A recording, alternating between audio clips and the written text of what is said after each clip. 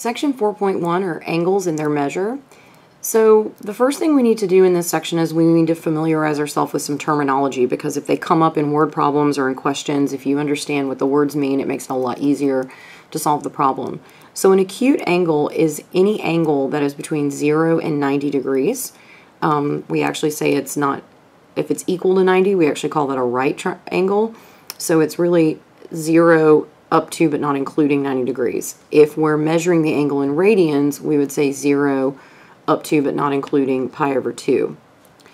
An obtuse angle is an angle that is greater than 90 degrees, or if we're in radians, greater than pi over 2.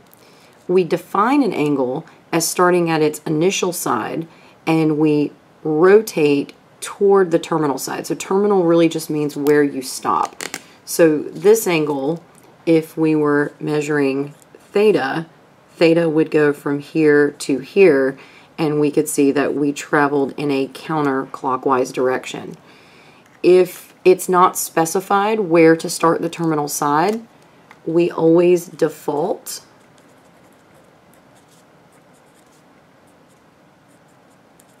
to the positive x-axis. If the angle is defined to be in a specific quadrant, that will adjust how we do things, but typically we measure angles with respect to the x-axis. So if we tell you an angle is 125 degrees and that's all we give you, we mean that the initial side was the positive x-axis and we counterclockwise went to 120 degrees and then drew the terminal side. If we tell you the terminal side is located in a specific location, then unless it is explicitly stated in the problem, we assume that the angle was drawn down to the x-axis. Positive rotation is counterclockwise, and when angles have negative rotation, that's clockwise rotation. So rotation has a sign associated with it, so that's important. A right triangle is an angle that equals exactly 90 degrees, or right triangle has one 90-degree angle, but a right angle is an angle that equals exactly 90 degrees or exactly pi over 2. So if you have a triangle that's right, then you know one of the angles is 90 degrees, and we usually denote that with a little square in the bottom corner. Complementary means that two angles add up to 90 degrees.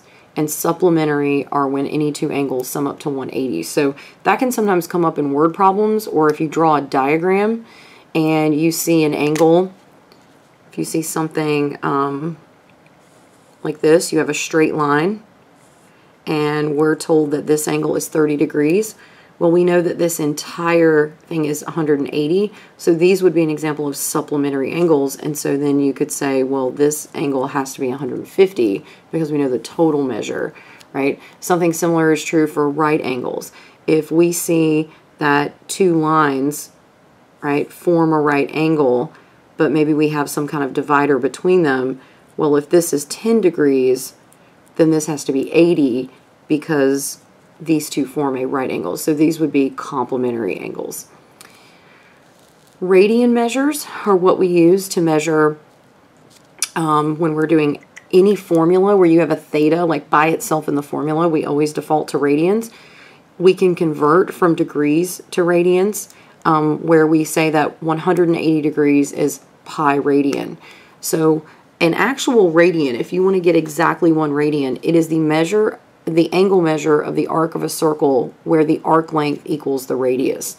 So if I were to draw a sector of a circle, right, this is a radius, this is a radius, the linear distance around is the arc length, but if the arc length happens to also equal r, then that means this angle is exactly 1 radian. So that's sort of where the unit of the radian came from. And it's kind of cool because you can always measure a radian exactly when all you need is like a piece of string. So if you have a circle, you just take the piece of string, measure out 1 radius, and then wrap that length around the circle and draw a mark, and now you've drawn an arc that has an angle measure of exactly 1 radian. To convert from radians to degrees, we, and actually I think I have this backwards. I just realized that. Okay, so to convert from degrees to radians, you start with the degree measure, and you use this dimensional analysis like we would do when we're converting any other unit. So we'd say pi radians is 180 degrees, and when you simplify the ratio, the angle comes out in radians because degrees will cancel degrees. If we want to go from radians to degrees, theta is measured in radians, so we put 180 on top, radians on the bottom, and then radians cancels radians, and the angle comes out in degrees.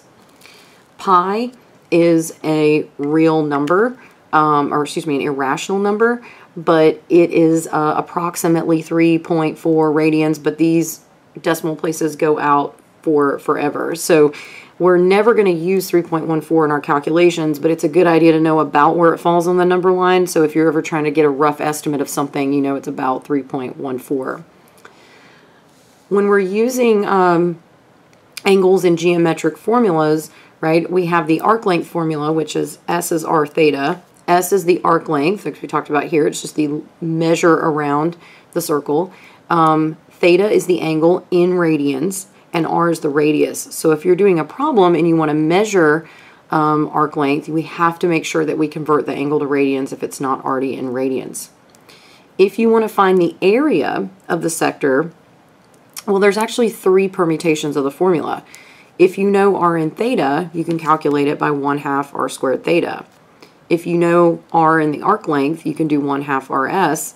And if you knew the arc length and the angle, you can do s squared over 2 theta.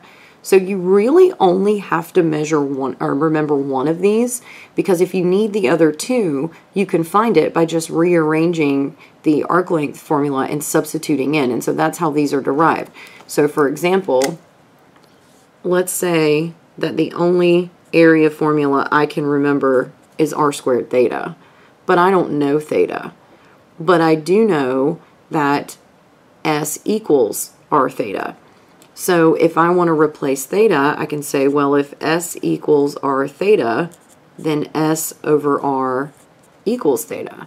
So if I come back here and replace theta with s over r, one of my r's cancels, and I just end up with 1/2 rs. So we can make that substitution, and we can create an area formula for whichever 2 variables that I have. We also have angular speed and linear speed. So linear speed we know is just distance over time. So if you think about your car and your speedometer, it's miles per hour. That's distance divided by the time, right? Angular speed works similarly. It's angular distance over time. So the units of this are radians per second.